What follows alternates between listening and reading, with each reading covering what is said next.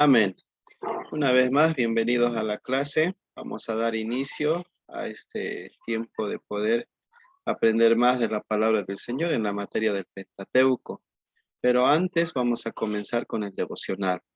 Hoy estamos en fecha 22 de febrero y el título de nuestro devocional dice Día de la Humildad. La lectura está en Filipenses capítulo 2, versos 1 al 11, del cual rescatamos el versículo 8 que dice, se humilló a sí mismo, haciéndose obediente hasta la muerte y muerte de cruz. A menudo me divierten las fiestas no oficiales que la gente se inventa. Incluso hay un día del tragasables. Hoy ha sido etiquetado como el Día de la Humildad. Vale la pena celebrar la humildad que se considera una virtud en todas partes. Pero es interesante que este no siempre fue el caso. En el mundo antiguo, que valoraba el honor, la humildad solía requerir una debilidad y no una virtud. Se esperaba que la gente se jactara de sus logros y tratara de mejorar su condición. La humildad implicaba inferioridad, como la de un siervo frente a su amo. Pero los historiadores dicen que este cambio con la crucifixión de Jesús, allí aquel era en forma de Dios, dejó su condición divina para transformarse en siervo y se humilló a sí mismo para morir por los demás. Este acto digno de alabanza nos obligó a redefinir la humildad. Al final del primer siglo, aún los escritores seculares decían que la humildad era una virtud por lo que Cristo había hecho. Cada vez que se alababa a alguien por ser humilde, se predica sutilmente el Evangelio, porque sin Jesús la humildad no sería buena y un día de humildad sería impensable. Cristo renunció a su condición por nosotros, revelando a lo largo de la historia de la naturaleza humilde de Dios. ¿Cómo sería el mundo si la humildad siguiera siendo una debilidad? ¿En qué relaciones puedes imitar la humildad de Jesús hoy? Interesante, hermano, ¿no? Día de la humildad. Eh, si, si vemos en nuestro entorno, en el ámbito laboral, social de amigos que tal vez no son creyentes, como dice el devocional, la humildad para ellos sería una debilidad. Pero nosotros, entendiendo la palabra de Dios, sabemos que la humildad es una fortaleza. Y siguiendo lo que es el ejemplo de Jesús, él se hizo humilde, ¿no? Siervo, manso. Muchas veces nosotros luchamos, ¿no? Con esta condición que tenemos en nuestro interior. La lucha es constante en lo que es la carne y lo que es el espíritu. A veces no queremos que nadie nos humille, ¿no? Sino queremos siempre darnos a nuestro lugar y sobresalir. Pero aquí el devocional nos indica de que cuando mostremos más humildad, seremos más fuertes y seremos enaltecidos, ¿no? La palabra mismo lo dice, ¿no? Aquel que se exalta o sobresale será humillado, dice públicamente. Y aquel que se humilla delante del Señor, incluso los hombres, será exaltado también, dice, ¿no? En un acto público, ¿no? Entonces, es importante el poder reflexionar, pero no solamente reflexionar, sino hacer una autoevaluación de nosotros, cómo estamos delante del Señor y los demás, con los hombres. Seguimos teniendo esa actitud de orgullo, de soberbia, de no querer agachar la cabeza o no querer callar cuando la otra persona no, nos dice algo y queremos atropellar, por así decir, con todos nuestros logros o todo lo que tenemos. Y como vuelvo a decir, es difícil, ¿no? Pero no imposible. Estos devocionales son importantes el poder reflexionar porque son momentos prácticos que tenemos que autoexaminarnos nosotros, ¿sí? Bien, vamos a orar, vamos a echar un tiempo de poder entregar este tiempo al Señor. Y voy a pedir a mi hermano Sergio que por favor pueda guiarnos en oración para iniciar la clase. Muy bien. Gracias, Padre Celestial, por este día más de vida que nos das. para poder aprender más de tu palabra, de mensajes que tú nos quieres dar a nosotros, tus hijos, Padre. Y también gracias por las personas que estamos tomando este curso, que sin duda alguna, Padre, sabemos que va a ser de beneficio para la familia, para la iglesia y para quienes nos rodean.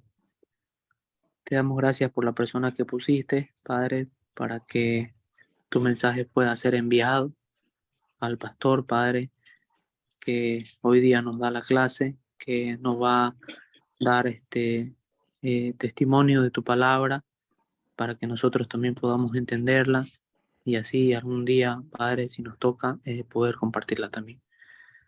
Eh, Te damos gracias por este nuevo día y por llegar a nuestras casas sanos y salvos, Padre, poder compartir con la familia. Te dejamos el resto de la noche en tus manos, en nombre de tu Hijo amado Cristo Jesús. Amén. Amén. Gracias, hermano Sergio.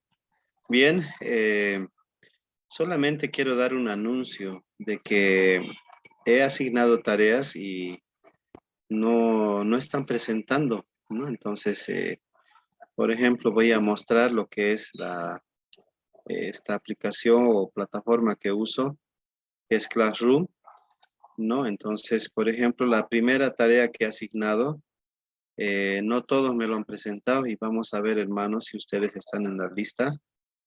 Hermano Sergio sí me presentó y casi mayoría me presentó, ¿no?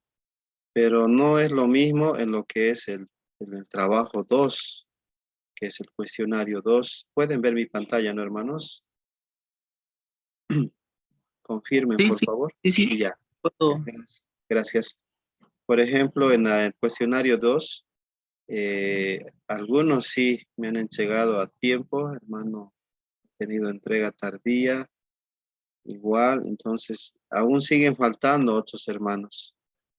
Y sigo, también hay tarea en lo que es en el estudio de Génesis, que no era todo, ¿no? Sino que he delimitado que puedan presentar las páginas del 1 al 5 y no están entregando igual. Por ejemplo, hermano Sergio no entregó, hermano Limber tampoco. Entonces, estoy preocupado porque necesito poder calificar después. Entonces, la tarea consistía, hermanos, del Génesis, en poder ir a la página, por ejemplo, era desde el primer cuestionario, desde aquí, en la página 1, aquí está la página 1, ¿no? Estudio de Génesis, ir respondiendo a las preguntas que tienen ahí, incluso con versículos de la Biblia que pueden ayudar a responder, ¿no? Que son 22 preguntas y que aquí también tiene algunas preguntas, ¿no? Que no son difíciles, si podemos recordar el estudio que hemos tenido, ¿no? Existía Dios, existía la Trinidad, esto está en lo que es el Génesis 1:1, ¿no? Y aquí hay algunas preguntas que podemos ir respondiendo también. Entonces, aquí, por ejemplo, igual hay versículos. ¿Cómo se relacionan estos pasajes con los relatos del Génesis capítulo 1 al 11? Que bueno, no van a leerlo todo, pero estos versículos les van a ayudar bastante. Por ejemplo, en Mateo 13:35 dice, un punto de tiempo cuando el mundo fue fundado. Entonces, nos da una ayuda. Y eso es de esa manera que tenemos que ir escribiendo o respondiendo hasta la página 5. Aquí está la 5. Ya lo otro, si usted quería continuar respondiendo, era bueno, ¿no? Para que usted pueda trabajar. Entonces, hermanos, les pido que por favor puedan ponerse al día en lo que es los trabajos asignados para que de esa manera ya pueda también hacer la sumatoria de todo lo que eh, he asignado en cuanto a tareas. No sé si tienen alguna pregunta. Nada. Bien. Hoy nos toca, hermanos, el libro de Levítico. Tenemos 2 clases más. En la otra semana, el lunes, vamos a también tener el estudio de números. Y el miércoles terminamos con lo que es el estudio de Deuteronomio. Entonces, según calendario, como estoy compartiendo pantalla, pueden ver. El 27 avanzamos con el libro de Números, y el 1 de marzo, o puede ser también martes, pero eso tal vez podemos estar de acuerdo este lunes y podemos terminar el martes para que de esa manera el lunes inicie la otra materia, o en su caso tomaría nomás el miércoles como clase por el feriado largo que hemos tenido, y el 6 y el 8 tendrían que empezar otra materia ya. Entonces eso vamos a conversar ya el día lunes, ¿no? Entonces quiero siempre tener clara lo que es la clase, ¿no? Las actividades. Ok, muy bien, entonces estamos con 2 estudiantes. Igual vamos a continuar la clase porque se está grabando, ¿sí? Bien, hermanos, no sé si han tenido una lectura previa del Levítico. La anterior semana hemos hablado acerca del Éxodo, dónde iniciaba y dónde termina.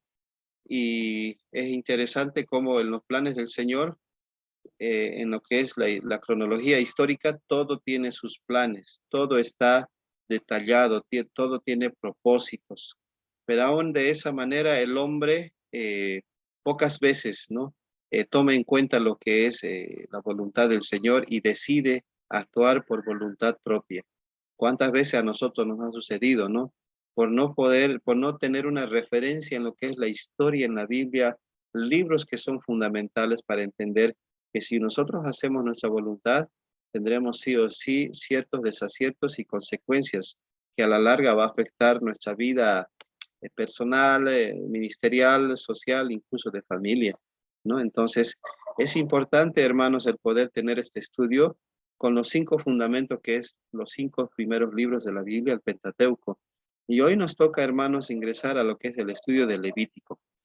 Quiero compartirles este video, hermanos, tengo 2, ¿ya? Para que después de ver el video podamos tener un estudio, y si tienen preguntas podemos ir respondiendo, ya que de esta manera es otra forma también de poder aprender, ¿no? De una manera óptica y auditiva, para que se nos quede algunos conceptos, algunas ideas claras, ¿no? De lo que quiere mencionar este estudio de la Biblia, ¿sí?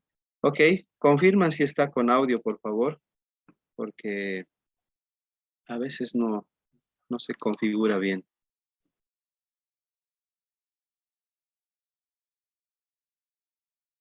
Sí, se ve. El libro de Levítico. ¿El audio está bien?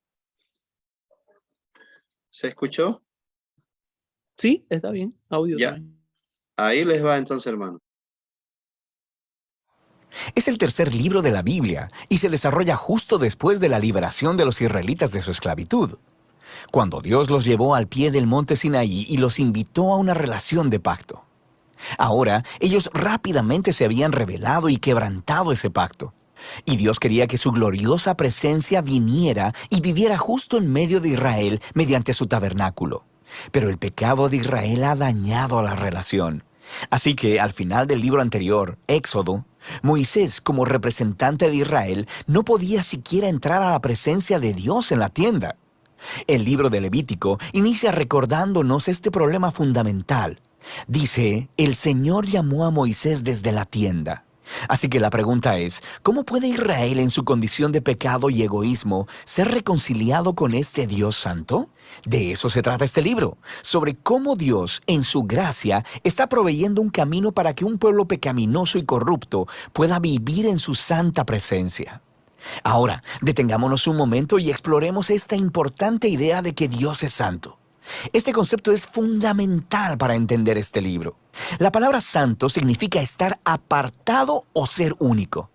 Y en la Biblia, Dios está apartado de todas las cosas por su rol único, como creador de todo, como el autor de la vida misma. Así que si Dios es santo, entonces el espacio alrededor de Dios también es santo. Está lleno de su bondad, vida, pureza y justicia. Así que si Israel, injusto y pecaminoso, quiere vivir en la presencia santa de Dios, ellos también deben volverse santos. Su pecado debe ser enfrentado, y por eso tenemos el libro de Levítico. Ahora, el libro tiene un diseño asombrosamente simétrico. Explora las 3 maneras principales en que Dios ayuda a Israel para que pueda vivir en su presencia. Las secciones externas son descripciones de rituales que Israel debía practicar en la presencia santa de Dios. Las siguientes secciones internas se enfocan en el rol de los sacerdotes de Israel como mediadores entre Dios e Israel. Y dentro de eso hay dos secciones que se enfocan en la pureza de Israel. Y luego, justo en el centro del libro, hay un ritual clave, el Día de la Expiación, el cual provee unidad a todo el libro. El libro concluye con una breve sección donde Moisés llama a Israel a ser fiel a este pacto. Vamos a profundizar en el contenido del libro. La primera sección explora los 5 tipos principales de sacrificios rituales que Israel debía llevar a cabo. 2 de ellos eran maneras de cómo un israelita podía dar las gracias a Dios al ofrecerle de vuelta un obsequio simbólico de lo que Él le había dado primero. Los otros 3 sacrificios eran diferentes maneras de pedirle perdón a Dios. Así que aquí el israelita ofrecería la sangre de un animal mientras confiesa que su pecado ha aumentado el mal y la muerte en el mundo bueno de Dios.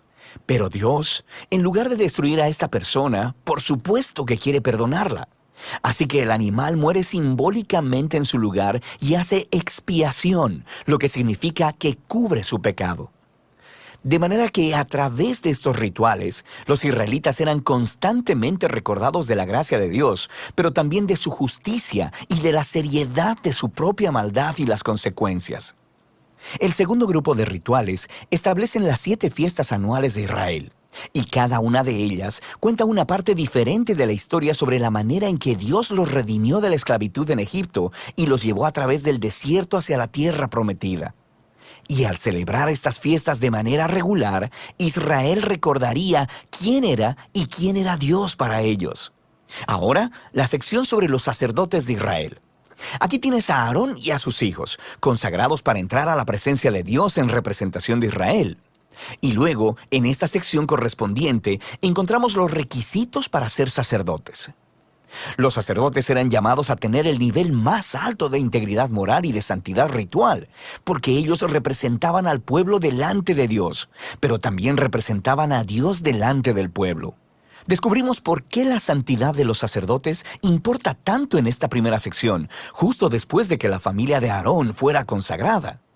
2 de sus hijos entran como si nada a la presencia de Dios y flagrantemente violan las reglas. Así que son aniquilados al instante por la santidad de Dios. Es un inquietante recordatorio de la paradoja de vivir en la presencia de un Dios santo, porque Él es pura bondad, pero se vuelve peligrosa para aquellos que se rebelan e insultan su santidad. Así que es importante que los sacerdotes de Israel sean santos, y también que todo el pueblo de Israel se santifique. Sobre esto es que tratan las siguientes secciones internas. Los capítulos del 11 al 15 tratan de la pureza ritual requerida de todos los israelitas, y los capítulos del 18 al 20 tratan de la pureza moral del pueblo. Estos conceptos son lo que está por debajo de todo este lenguaje sobre pureza e impureza. Debido a que Dios es santo y apartado, los israelitas deben estar en santidad cuando entran a su presencia. Esto se conocía como estar limpio o puro. La presencia de Dios estaba excluida para todo aquel que no estuviera en una condición de santidad. No estar en santidad se le conocía como estar inmundo o impuro. Ahora, un israelita podía volverse impuro de unas cuantas maneras. Por ejemplo, al tener contacto con fluidos corporales reproductivos, al tener una enfermedad de la piel, al tocar moho u hongos o al tocar un cadáver.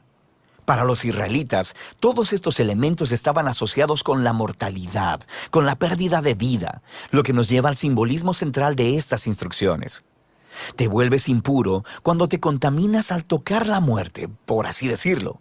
Y la muerte es lo opuesto a la santidad de Dios, porque Dios, en esencia, es vida.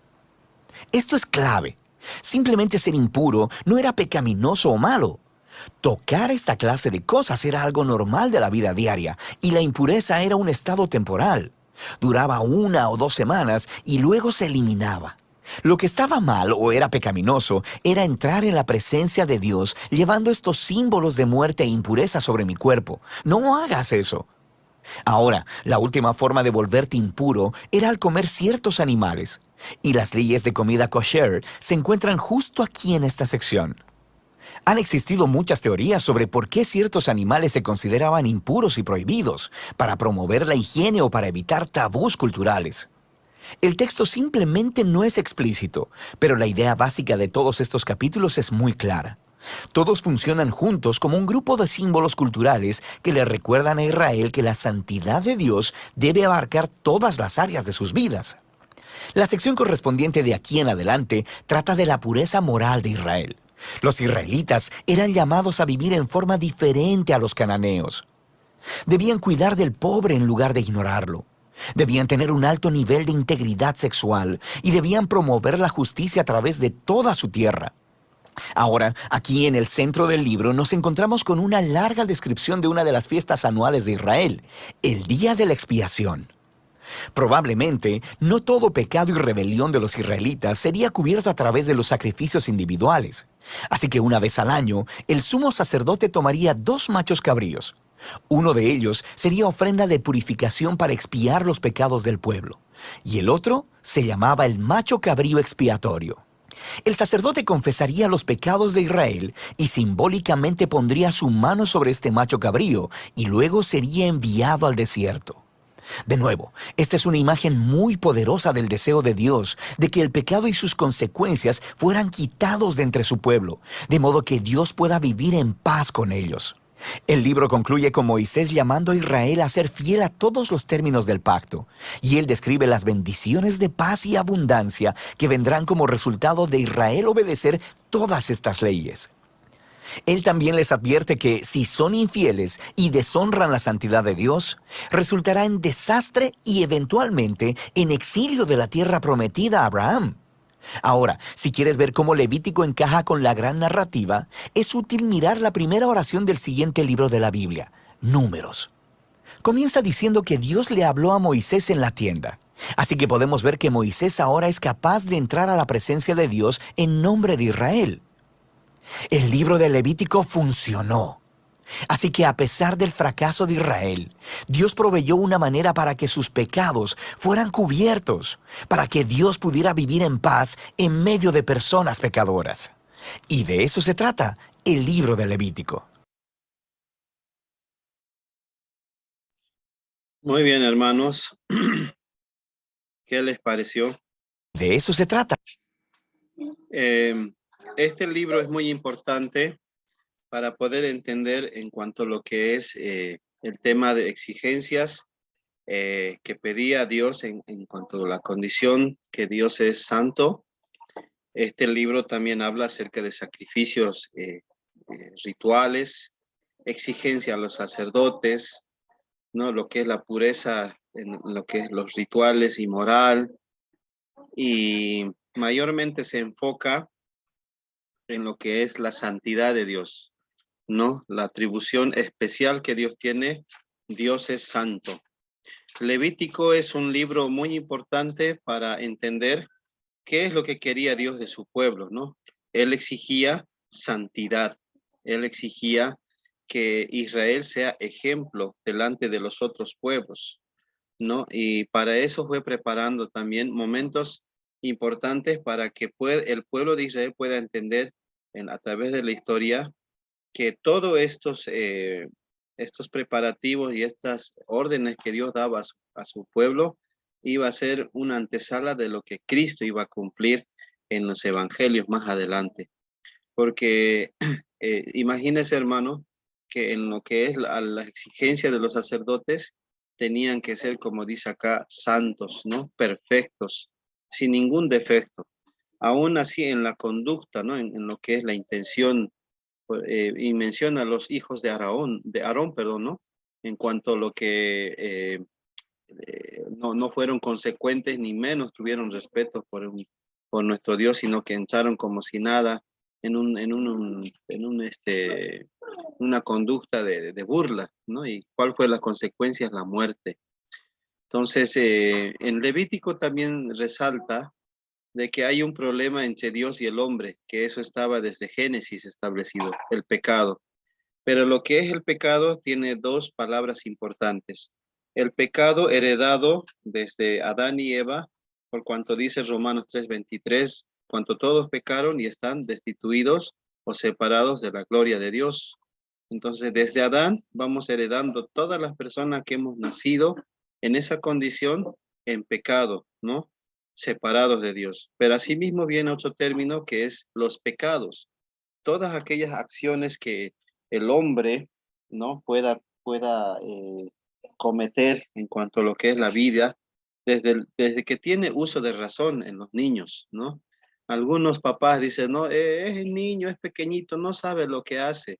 Pero si nosotros nos ponemos a estudiar, ya tiene esa inclinación al pecado y por ende tiene las acciones de los pecados, ¿no? Por ejemplo, hacer berrinches, llorar, tener, no sé, cierto tiempo de peleas, de no querer prestar, de egoísmo, etcétera.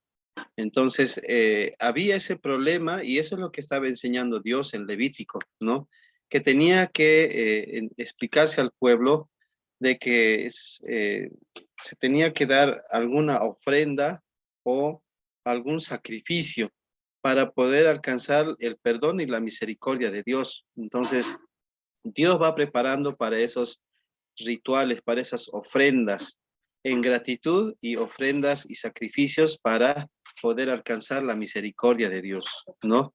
Entonces ya los sacerdotes los estaban instruyendo al pueblo y ya Dios estaba proveyendo esa alternativa para que el pueblo entienda de que Dios es santo y que en su presencia no hay pecado. Pero como vemos aquí, también un día al año, una vez al año, el sumo sacerdote tenía que sacrificar, ¿no? A un cordero perfecto en propiciación para el pueblo de Israel, para que Dios perdone a todo el pueblo en su conjunto, ¿no? Entonces, ahí estaba enseñando también, y eso lo menciona Hebreos, de que el sumo sacerdote en Cristo era cumplido, porque Él fue el que ofreció el sacrificio, es más, Él fue el sacrificio como cordero inmolado, que sin derramamiento de sangre no iba a haber perdón, ¿no? Entonces, y al final los evangelios terminan mencionando de que Jesús es el camino, la verdad y la vida, y que por medio de Jesús pueden llegarse al Padre, ¿no? Al juez justo, para ser justificados, santificados y hallados salvos, alcanzando la salvación, perdón, del pecado y la muerte eterna. Entonces, Levítico va conectado con Hebreo en el Nuevo Testamento, mostrándonos lo que es un Dios santo y que toda persona a partir del pueblo de Israel y nosotros como iglesia vivamos en santidad, ¿no? Entonces, eso era en los planes del Señor, pero como vemos más adelante, Moisés recuerda, ¿no? Que en la obediencia que Israel va a tener, hallará bendiciones, pero en la desobediencia o en la infidelidad, nos dice Moisés que habrá grandes consecuencias, castigos y ciertas desastres que van a ocurrir en el pueblo de Israel, ¿no? Que más adelante lo vamos a ver, cómo Dios se encarga de poner orden en su pueblo. Entonces, hermanos, este libro es muy importante, ¿no? Para entender en lo que es el Nuevo Testamento, como les dije. No sé si tienen algunas preguntas, hermanos.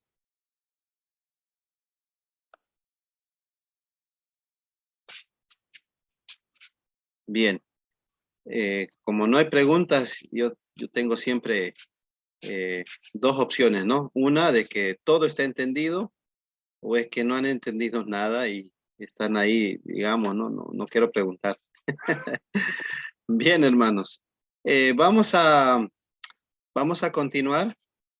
Vamos a ver el otro que he rescatado y que es un material muy bonito, dramatizado, dibujado, ¿no? Esquematizado, todo en orden con capítulos de la Biblia, ¿no? Incluso mostrando los personajes. Es algo que me encantó, hermanos, el poder compartir con ustedes. Y este material quiero también, ya está en plataforma de Classroom.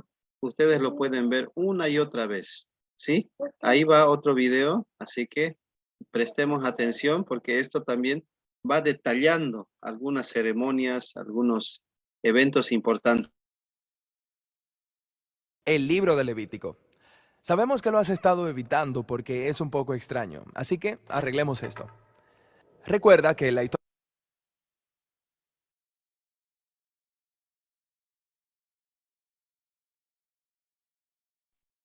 Uy, ahora sí. La historia de la Biblia empezó con los humanos en la presencia de Dios, pero ellos fueron expulsados por su rebelión. Sin embargo, Dios quiere relacionarse con nosotros. Así que Él elige a una familia a la que usará para traer al mundo de nuevo a su presencia. La presencia de Dios viene a morar en una tienda justo en medio de Israel. Eso es genial. Pero se crea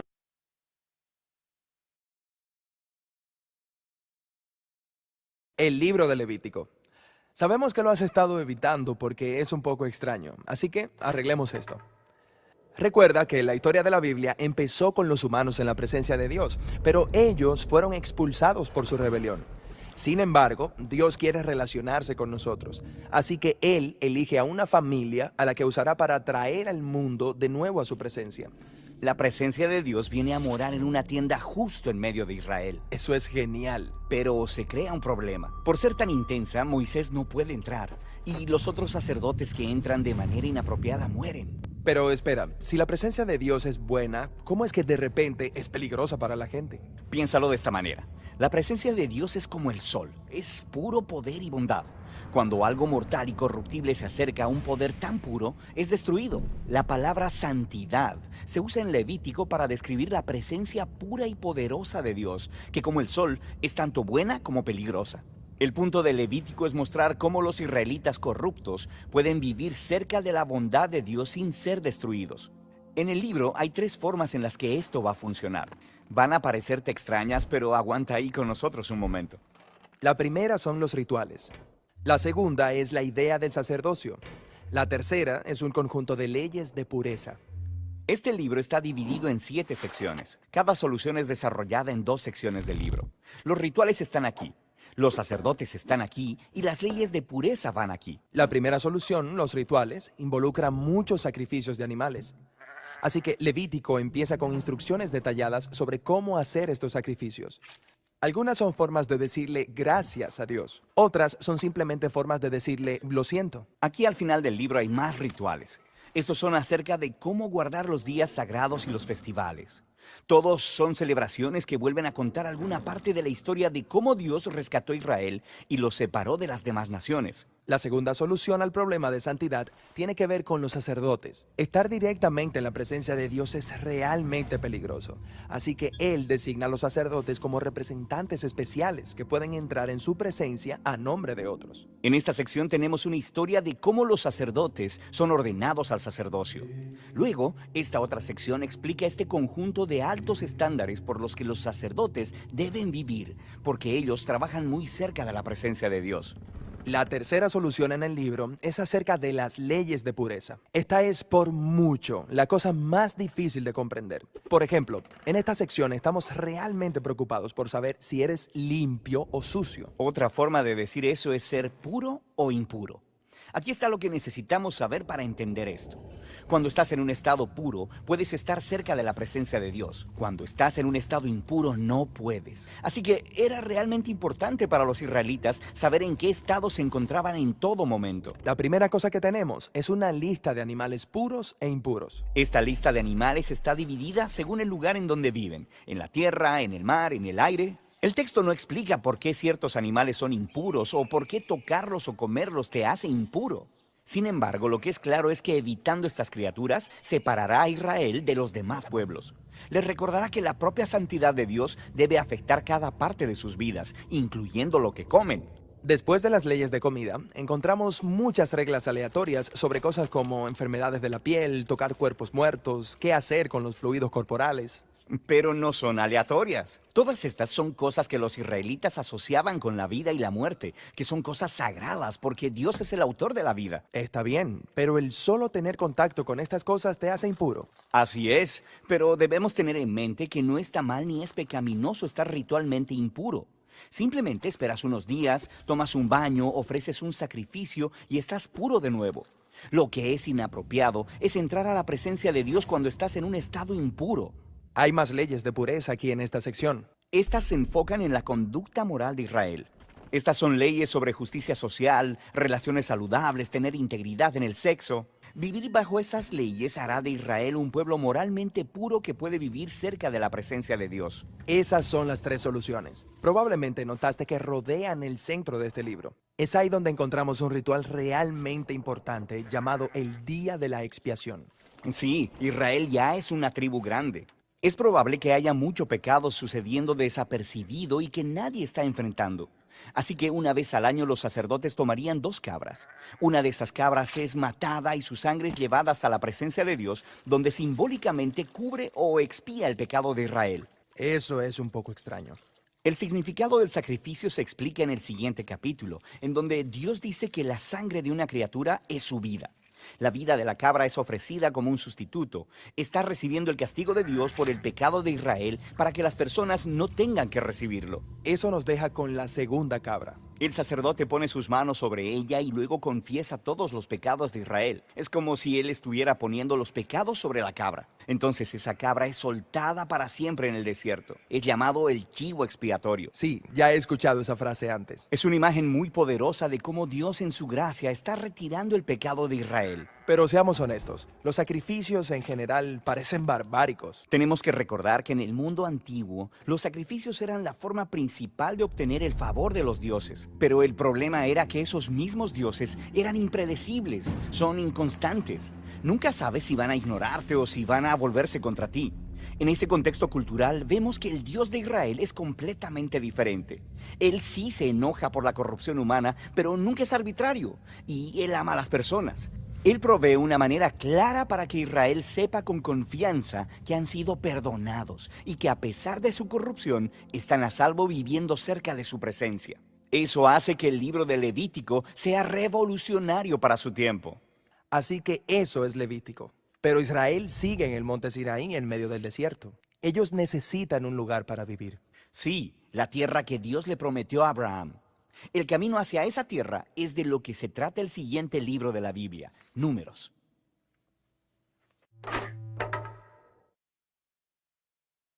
Bien, hermanos, creo que está más clarísimo con este video, ¿no? Hemos podido ver dramatizado, explicado, todo claramente. Entonces, hermanos, cuán importante es este libro, ¿no es cierto? Mire, imagínense que los fariseos, perdón, y saduceos lo interpretaron tan literalmente que incluso ellos mismos El no libro de Levítico. podían cumplirlo, ¿no? Al decir que no se podía tocar o no se podía hacer tal cosa o no se podía caminar, siendo que ellos lo han exagerado en algunos sentidos. El libro de Levítico nos dice que sí estaba prohibido tocar cosas impuras, pero tenía que purificarse y no quedarse en ese estado, ¿no? También el libro de Levítico habla acerca de algunos alimentos, que incluso para nosotros es un poco difícil de entender. ¿A quién no le gusta comer, por ejemplo, las caras o todo lo que, los alimentos que contengan este animalito que es el chancho, ¿no? En Levítico podemos ver que no está permitido, y no quiero exagerar y decir que soy legalista al decir que no debe comer. Sí podemos comer, pero con moderación, porque saben que si comemos y no tenemos precaución o no consideramos el peligro que puede ser para nuestra salud, puede tener consecuencias. Entonces, Levítico está enseñando esto, ¿no? De no comer ciertos animales, aunque en algunos lugares del mundo siguen comiendo animales que no están permitidos, ¿no? Que en algún momento también tiene consecuencias para la salud, y no solamente para ese país, se ha comprobado también de que eso se ha extendido a nivel mundial por no tener cuidado en los alimentos y consumir animales que no estaban permitidos para el alimento humano, ¿no? Y quiero terminar esta parte con algunas exigencias que tiene Levítico con los sacerdotes. Era muy claro, ¿no? Las exigencias, y para nosotros en el Nuevo Testamento siguen siendo esas mismas exigencias. Por ejemplo, los dos libros de las cartas pastorales hablan bastante, ¿no? De las exigencias. El que quiera ser pastor, el que quiera estar en el ministerio, no nos dice que debe ser marido de una sola mujer, no apto para enseñar, no debe ser pendenciero, peleador, que se enoja fácil o que tenga esa necesidad de dinero y todo lo demás, ¿no? O sea, de ganancias deshonestas. Entonces va conectado con lo que Levítico habla, pero en cierta manera exigiéndonos en cuanto a la conducta, ¿no? Lo que es la moral. Levítico tiene esas exigencias, aunque es más exigente, ¿no? En la parte física. Hoy en día, tal vez por la gracia, todos tenemos oportunidad porque el Señor Jesús ha abierto nos ha abierto ese camino, ¿no? Para poder servirle. Pero en Levítico estaba prohibido.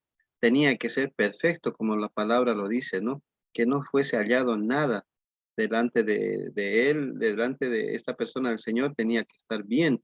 Si en él, en esta persona fuese encontrado algún pecado, iba a morir porque la santidad de Dios no permitía el pecado, ¿no? Entonces, es importante, hermanos, por eso tomar en serio estos estudios para ver cómo el Señor es grande en su misericordia y en su amor.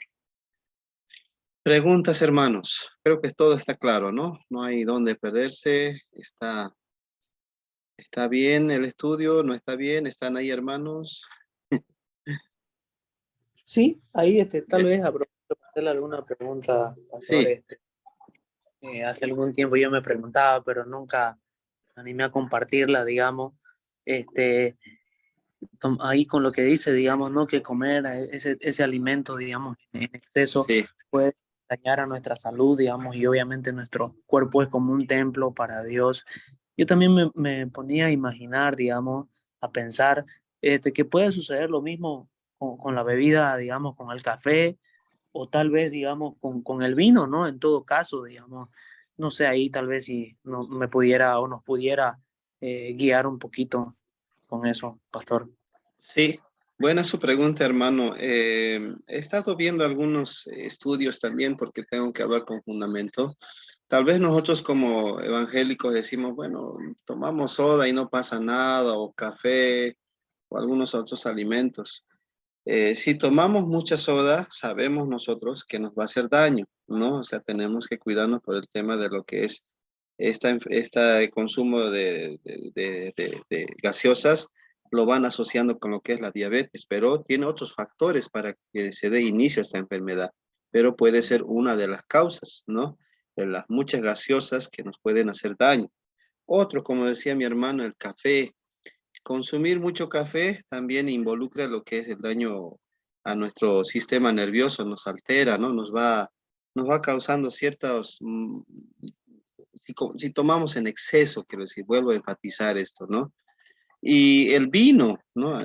Normalmente en algunas iglesias practican la cena del Señor con un vino con cierto grado de alcohol que es menos, ¿no?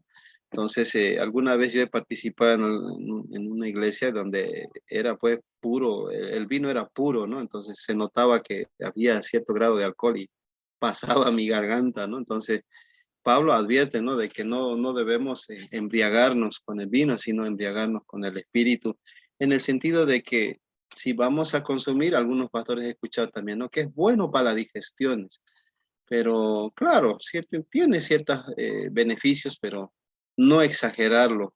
Y por eso en Levítico habla, ¿no? Acerca de consumos de animales, de sustancias, de poder controlar ese momento de poder consumir estos alimentos. En el Nuevo Testamento también Pablo enseña a los de Corintio, ¿no? O sea, no practiquen la glotonería ni las bebidas ni se vayan siendo conductas inmorales en cuanto a los excesos, decía, ¿no? Entonces, todo exceso es malo, hermanos, como sabemos, ¿no? Entonces, ahora, en cuanto a los animales, por ejemplo, en Israel no estaba permitido comer carne de cerdo, primordialmente, algunos peces algunos animales del mar, como dice acá, del aire. Por ejemplo, el murciélago en algunos países comen, ¿no? Pero nosotros, yo no me animaría a comer, aunque claro, no es parte de nuestra cultura, pero en otros países sí es. Ahora, si vamos al detalle de la lista de qué animales, bueno, tenía que traérselos en otro tiempo de clases, porque ahorita no tengo enlistado, solo la Biblia menciona, ¿no? Da ciertos lugares, ciertos animales específicos en la cual no deberían comerse y que sí nos da también animales que sí debemos comer y que nosotros también estamos ya acostumbrados, ¿no? Entonces, termino con esta la conclusión, que tengamos siempre cautela, ¿no? De no tener excesos, de no comer alimentos que a la vista son ricos y son gustosos al paladar, pero todo exceso hace daño, ¿no, hermano? Como bien ustedes también saben.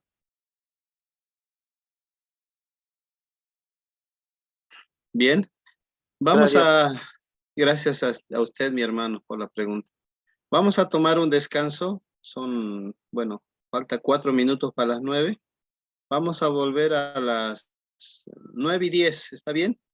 9:10 vamos a tener un tiempo de hacer unos trabajos ya en clase, y eso va a ser por nota, trabajando un cuestionario de todo lo que hemos ido viendo y hemos podido también observar, ¿sí? Entonces, tomemos un descanso, hermanos, de 15 minutos, 9:10 volvemos. Mejor si no se salen, ¿ya? Ya, gracias, hermanos.